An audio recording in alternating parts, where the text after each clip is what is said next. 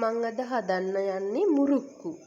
මේකට ඕන වෙනවා හාල් පිටි, කඩල පිටි, එතකොට තල, අපේ මේ කළු තල හොඳට හොදලා පොතු අයින් කරලා, එතකොට අර ලස්සනකුත් තියෙනවා. අර එළ තල වලට වැඩිය මේ හරි ලස්සනයි, ඒ වගේම රසවත්. සුදු තල වලට වැඩිය මොන තල එක වුණත් කමක් නැහැ. හොඳට සූදුරු ටිකක්, මිරිස් කුඩු, කහ කුඩු, ඊට්ස් තේ හැන්දක් විතර ලුණු. ලුණු සාමාන්‍යයෙන් අඩුවෙන් දාගත්තට කමන්නේ. ලුණුයි මිරිසුයි අපිට මේක බැදලා ඉවරුනහම උඩින් දා ගන්න උනත් පුළුවන්. පොඩි අය ඉන්නවා නම් ඉතින් අර මිරිස් එහෙම වැඩියෙන් දාන්න බැහැනේ. ඉතින් ඒ හින්දා මේ විශේෂයෙන්ම මේ වගේ දේවල් ගෙදර හදාගත්තාම අපේ පොඩි අයට කන්න දෙන්න පුළුවන්. මොකද මේ අද කඩවල් වල තියෙන ඒවා මේ හරීම මේ රසකාරක වැඩියෙන් දාලා, වර්ණකාරක දාලා, ඉතින් මේකට කිසිම දෙයක් ඕන වෙන්නේ නැහැ. එහෙම දේවල් දාන්නෙත් නැහැ. මේ ගෙදරම තියෙන දේවල් වලින්, හොඳම දේවල් වලින් මේක හදාගත්තාම මාසයක් මාස දෙකක් විතර තියාගන්න පුළුවන්. හොඳට වහලා තියලා ගත්තාම මේකට උණු කරලා මද රස්නියෙන් තිබුණු වතුර වලට අර සියලුම දේවල් ටික දාලා, ඊට පස්සේ පිටි ටික ටික දාලා හොඳට අනා ගන්නවා. අනලා තිබුණු පිටි එක හොඳට පිපිලා මේ තින්නේ. ඊට පස්සේ මම ඒක මේ විදිහට මීරික ගත්තා. මේ වගේ හැඩවලට, මුරුක්කු හැඩයට මේ වක් කරගත්තා.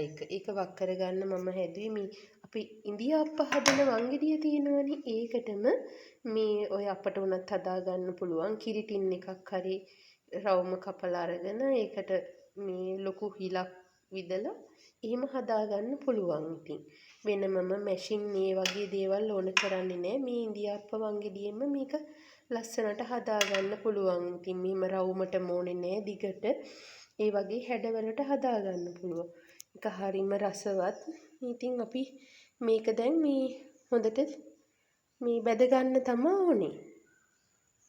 අපි චාච්චියක් ලිපේ තියලා හොඳ පිරිසිදු පොල් තෙල් දාලා ඒක රත් වීගෙන එනකොට අපි මේ වක් කරගත්ත මුරුක්කු ටික පරිස්සමට දා ගන්නවා චාච්චියට.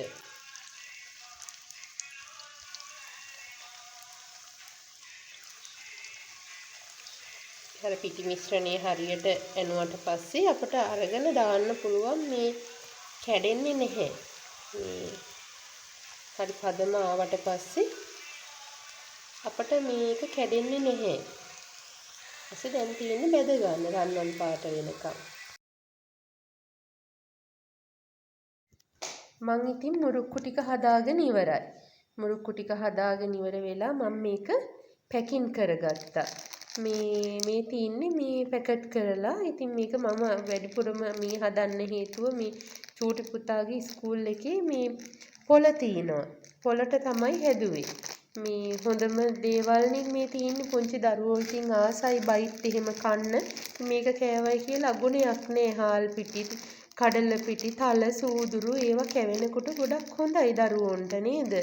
ඉතින් මේක මාස දෙකක් වුණත් තියාගත හැකි. මේ හොඳට මේ ක්‍රිස්පි ගතියට හොඳට තියෙනවා. ඒ හදලා කාලා බලන්න. කාලා බලලා රස කියන්න කොහොමද කියලා. මේ ඔයාලත් හදලා බලන්න. පොඩි අයට දෙන්න. ඉතින් බොහොම ස්තුතියි.